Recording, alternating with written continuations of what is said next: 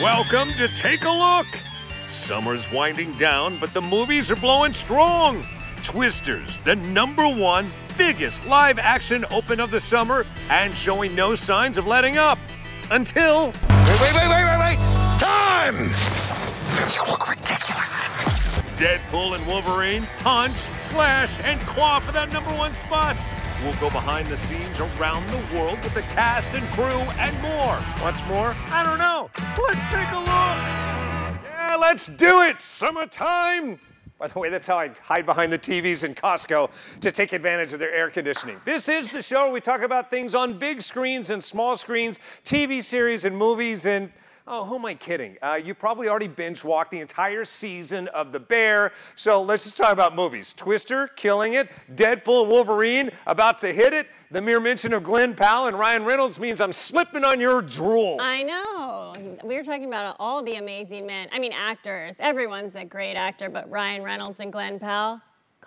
Exactly. Hey, my name's Mark S. Allen. This is Kelly Savannah-Deaton, travel blogger and male aficionado. So, well, am I mistaken? Is everybody excited? Like men, women, every people of all ages, all backgrounds, all ethnicities, all everything, all in for Deadpool and Wolverine. Everybody's all in because of the two lead actors and their friendship, their real-life friendship that crosses over into this film. Yeah. They're so excited. I can't believe that it took them this long to partner and make a movie. Not since Tom Cruise crossed the globe 2 times to promote his Mission Impossibles have you seen a movie so promoted globally as this. 5 premieres, 5 days. And they even go to the Korean Water Bomb Festival. Right? They're engaged with their fans and what the cities have to offer. That's how passionate they are about this movie. They're in it to win it with this one, and they do. I can't even keep up with where we caught up with them. Where did we catch up with them? I think it was London. Yes, London. The London premiere, when we asked them the question I always ask, excited part, what are you most excited about? And they almost plot spoiled. Listen. Oh, it's those days we can't necessarily talk about.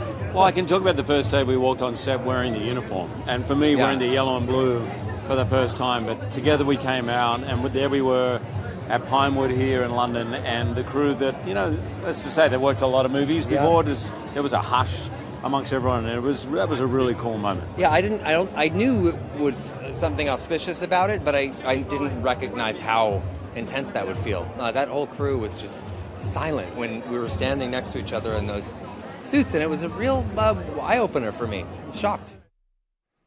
Oh, check it out. Oh, I love that. I love the fans. You notice, like, some of the cosplayers look better than the actual characters. They do. They definitely do. That's commitment. That is major commitment. Speaking of commitment, I'm my own segue helper.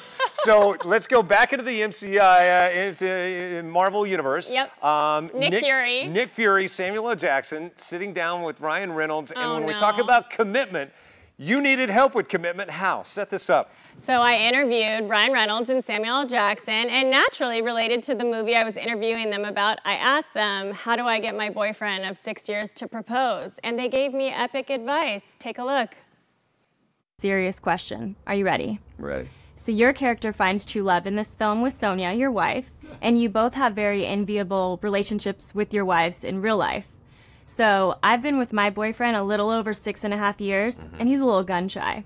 So what are a couple words of encouragement or motivation, like proposal ideas, anything you can bring up? Proposal ideas. Yeah, he's a little gun shy. You guys are both married. You have marriage and love in this movie. Give him some advice. I say he better get to it or you're going to get to stepping. 6.5 years? Right? That's a long time. She ain't going nowhere. 6.5 years, she ain't going nowhere. I lived with my wife 10 years before I married her. Oh, don't say that. That's not going to help me. I'm just giving you what's real. You know, and 10 years? At the 10th year, you just have some wedding invitations printed with his name on them, and you send them out to his family and your friends and tell them better be there. Yeah. But won't that make me seem crazy? No? No. No. It'll make you seem like you've been there 10 years and you've had enough. Yeah. Yeah. All right, I like that. I'll show him this. Yeah. I'll tell him you guys are going to check up if he doesn't. Yeah. That's kind of what happened to mine. So that's what happened there. Hey, by the way, thank you, Brandon, our editor, for dropping in the Deadpool expletive. I love that. All right, so an update on that. It did work. He did engage. Yes, and we've still been engaged. Yeah, now we've been together almost 13 years. So it's been a little past that, but I haven't made my own wedding invitations. I'm not going to take that advice. That seems a little cray-cray. So you have the failure to commit at this point. All right, I'm just kidding. So back to the movie at hand. There are so many great cameos in this. Like they didn't want to spoil, we don't want to spoil them either, but I do want to tell you one I can tell you about. He crushed it in 1 and 2. Oh, Dopinder, the cab driver. Exactly, and he confirmed to me that he's back in this, so I said, hey, you want to catch up and go for a drive? So we met up in San Francisco for a drive. Wait a minute, did you drive him around? That's the funny thing about it. That's what I proposed, and I think back in the day, 20th Century Fox would have let me, but now that they merged with Disney, the Disney executive said no. No, yeah, that checks out. They must have Googled me. We had somebody else doing the driving. Look. Hey, good to see you. Good to see you. So for someone who became famous driving a car, is it nice just to be riding in a car? It's the best to be driven. It's the best. Can I say in the new movie, do we tell people whether you're driving or not in the new movie? I don't think I can say, but this is such a good question because we've been holding these secrets for so long now, but it's almost over. Every time I talk to you... I won't have to... I mean, the amount I've lied to my own parents, so it sounds so bad because I've just lied to them about so many things. And, I have talked to you before. I was pulling, some archives, and often you're stuck in a position where you say, I can't wait till I don't have to lie or don't have to hold the secrets. Yeah, I know. It's kind of fun. It's kind of exciting. It's exciting that people want to know about something, and it's exciting to surprise people. I love how your character has grown. I love how important your character is. Did you ever see that coming? No, not at all, because specifically my character's not in the comics. So when I first got the job, I was a little bit like, this is not going to be something that's going to continue. Yeah. And, it was a very nice surprise that Ryan wanted it to continue, and I'm always happy to reunite with him. Your stardom has certainly risen. When's the first time, or what's the most memorable time someone shouted across the street, Dopinder, or Deadpool driver? Yeah, well, the best one I get is a lot of people want to high five me because in the first movie he pays me with a crisp high five. But so I get very weird places where people want to high five, and the worst was at a urinal after this gentleman had just had his hand near his private parts. Sure. Saw me next to him, pulled his hand over the urinal, and said, can I get a high five? And I'm so codependent that I gave it to him. But I shouldn't have probably done that. But yeah, that was the one. All right, seriously, let's move it along. Go see Deadpool Wolverine. We're going to be talking about that next week, I guarantee it. Yes. In the meantime, talking about big and small screens. Hey, back to the MC Universe, Drax! That's kind of a stretch, but I see where you're going with this. All right, well, Dave Bautista is in a new My Spy. If you like the original, well, now she's all grown up. Chloe, now a teenager, as is the character. Yep, a lot of teenage angst forthcoming in this one. We'll talk about that next.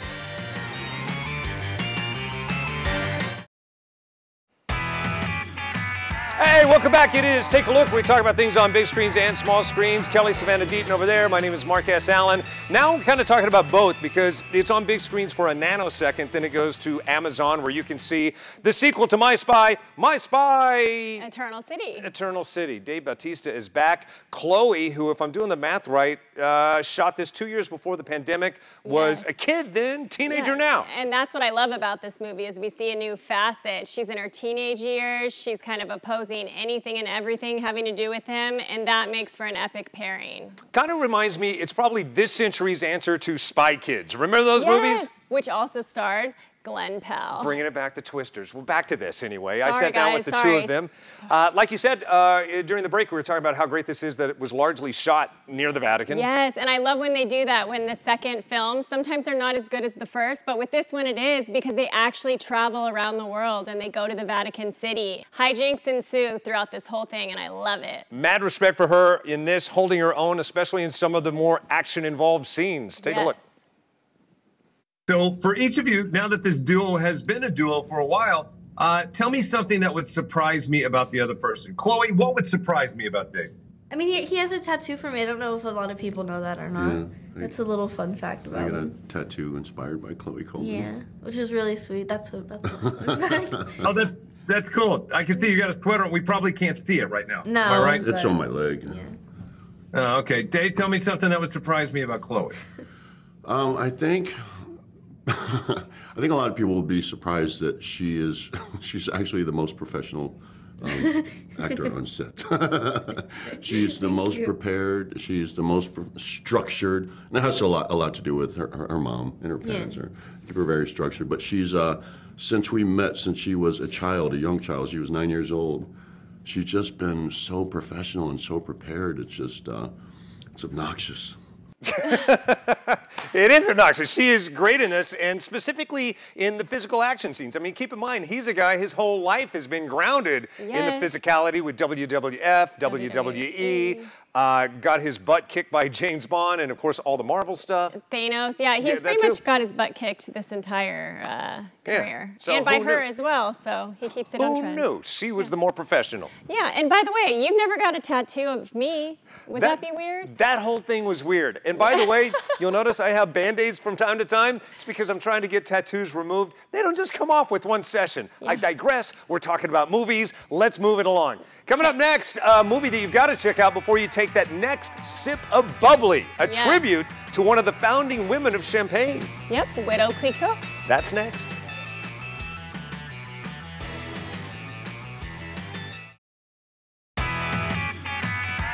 Hey, welcome back. It is Take a Look. Thanks for hanging out. That is Kelly Savannah Deaton guesting today. My name is Mark S. Allen. We're talking about all kinds of stuff. Let's see, what have we been? We're going to be talking about Twisters. We just got through talking to a wrestler. We've been talking about Daredevil, Wolverine. Now it's time to culture it up a little bit. How are we doing that? By talking about Widow Clicquot, the founding, I was going to say founding father, but see, that's what this movie proves. Exactly. The Look at you. The founding woman of the Champagne Empire, Veuve Clicquot. I will never have a glass of champagne again without thinking of her. I didn't realize this story. The year is 1799. Women are not allowed to be in business. Her husband passed away as the guy pretty much running the champagne, the wine business. She created the actual distilling process that we use to this day to make sparkling wine and specifically champagne, and just how she was able to persevere during a time that women weren't doing so well. Yeah, and that's what's incredible is it's based off a best-selling book, and Haley Bennett actually created the star of She Plays Madame Clicquot. Yeah. She actually took that book, made it, produced it, and put it into this film and created an epic role for herself, and I think she nailed it to a T. I talked to director and star. Her explanation for the role needed a standing ovation. Take a look. So it was great. I mean, it's a gift of a story. It's such a wonderful historical, a moment in history. Just after the French Revolution, with this young couple in their house trying to build a life together, and aesthetically, it's a complete gift. Exactly. I will never pop a bottle of anything without thinking back to the story, the origins, how much we owe to her. And so, Hallie, there's so many great moments from you in this movie, but let's jump to the third act. You're addressing the council. It's a very quiet scene, and you say so many poignant words, so intense. Where was your mind? How was the prep? How did it feel? I think that holding my own hand and walking through the fire was something that was on my mind a lot of the time making this film. Whenever I have felt terror or dread, but I do that thing anyway, I feel like I always come out on the other side stronger. I think that was something that was very present in that scene and powerful in that scene. And though, this is a period film, so you don't have the satisfaction of a woman coming in swinging, but in her own kind of graceful way. And in my own way, I felt so empowered just to be standing in that courtroom on my own, surrounded by men, and standing there centered, vulnerable, everything stripped away, and with just myself, and not holding anybody's hand, not needing anybody's hand to hold. When you're a child, you want your mom, you want your dad. I think it's a really powerful symbol of a woman holding her own hand and making difficult decisions and saying the difficult thing. And I felt really very strong and empowered in that moment. As she should. That might be the most poignant response I've ever gotten to a question ever. Take that, Deadpool. It's so phenomenal. See this on a big screen. The DP, one of the best in the business. It is gorgeous to watch. And think about it next time you pop a bottle of... Veuve Clicquot. Veuve Clicquot. And Veuve means... Well, widow en français translates to... Veuve Clicquot? Yeah, Veuve Clicquot. That means widow Clicquot. And now you know. And what does that cost for like a bottle? I don't know. I've never paid for it myself. What? We just propped up a beautiful feminist moment and you blew it. You ruined it. It's about $50, so about a third price of Dom Perignon. I never knew. Moving right along, the #1 movie at the box office, clearing about $100 million as of now. It is Twisters. Glenn Powell, Hollywood's it guy, and the cast join us, as well as one of the nation's leading authorities on tornadoes. Who is it? You're going to meet her next.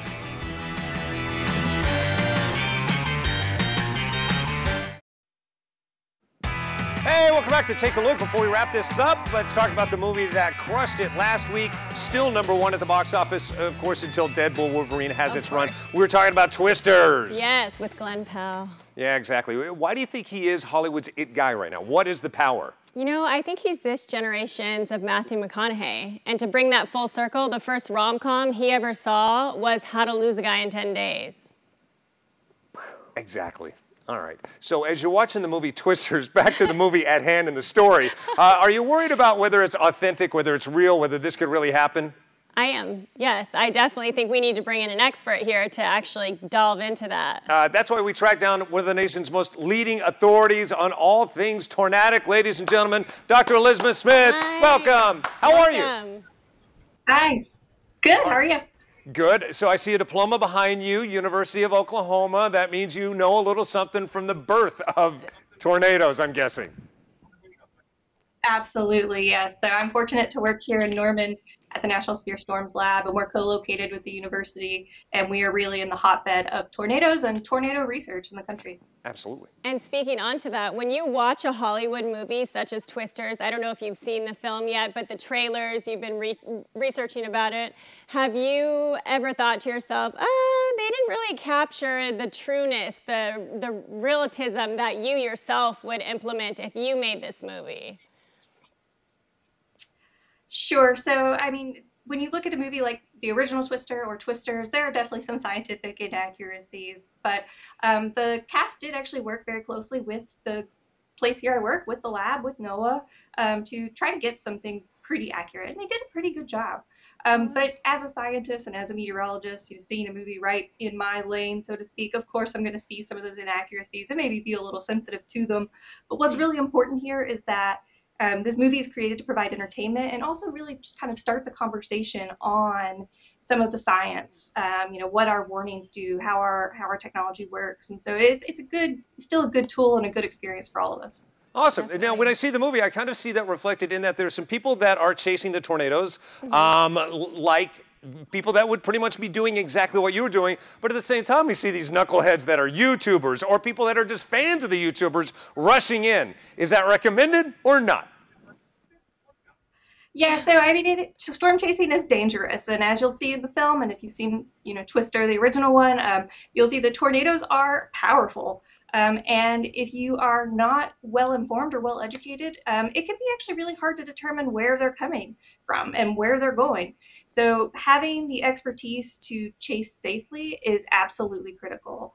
And so when we go out and do that for our research purposes, safety is a #1 priority, and we're always planning our escape routes and things like this in real time. And if you don't have experience or education in doing that, you might not know how to best do that and keep yourself safe. So we definitely don't recommend just anybody run out there and start chasing. It definitely does take some expertise. All right, thank you so much. Hey, Dr. Elizabeth Smith, if you feel it, chase it. Okay, all right. Who's Hollywood? You're a little Hollywood. Yeah, Thanks so much for hanging out with us. Thanks for all you do to make the world a better place. All right. All right, so back to the cast. Who discovered the formation of tornadoes? Fujita. Who discovered Glenn Powell, your boyfriend? He was in Spy Kids 3 as early as 2003. Well, a I little don't bit know after who that. discovered him, but he's been in a lot of things, including endorsements from the one and only action god, Tom Cruise, who was invited to the premiere by Glenn, and he actually showed up and sat right next to him. Back to my original question. The answer was Denzel Washington, but I almost forgot the question. Regardless, I talked to them. Take a look. See this movie on the big screen, and I love that you brought up the theater. There's a moment where you yell in this movie, "Get to the theater!" Yeah. And I want to tell people, get to the theater. Yeah. Did you notice I winked right afterwards? Exactly. You want to see this on the biggest screen possible because all the work that went into it in post-production. These storms are massive. This movie is a disaster action storm film, you know, and there's nothing like seeing it in IMAX. It feels so immersive. It feels like you're chasing with us, and like, you know, it's as close as, you know, I would want to be is watching it on the big screens. I think it's really classic storytelling, but the team around it. I mean, look, you have Frank Marshall and Steven Spielberg, who are two of the godfathers of the blockbuster, you know, and you have people in the visual effects thing that became visual effects artists because of the original Twister, and now they're guiding Twisters, you know, on this journey. But we really have the best of the best in terms of every department head. And we took the time to shoot it on film, right? To shoot it in Tornado Alley. You're really cutting yourself short, selling yourself short if you're not experiencing it in the biggest format possible. Amen to that, Kelly's boyfriend, Glenn Powell. And while you're at it, see it not only IMAX, see if you can see it in a D-Box. I saw it for the third time in D-Box. I had like 2 kidney stones. It rattled them loose. It did exactly what I needed it to do. So Well, then there you go. Perfect. there you go. Kelly Savannah Deaton, where do we find you? Kelly Savannah Deaton. All right, Instagram, on TV, Marquez Allen. Thank you so much for watching. Don't walk until the credits finish rolling. Yeah, We'll keep rolling stay the with credits, us. and you be safe. Yeah.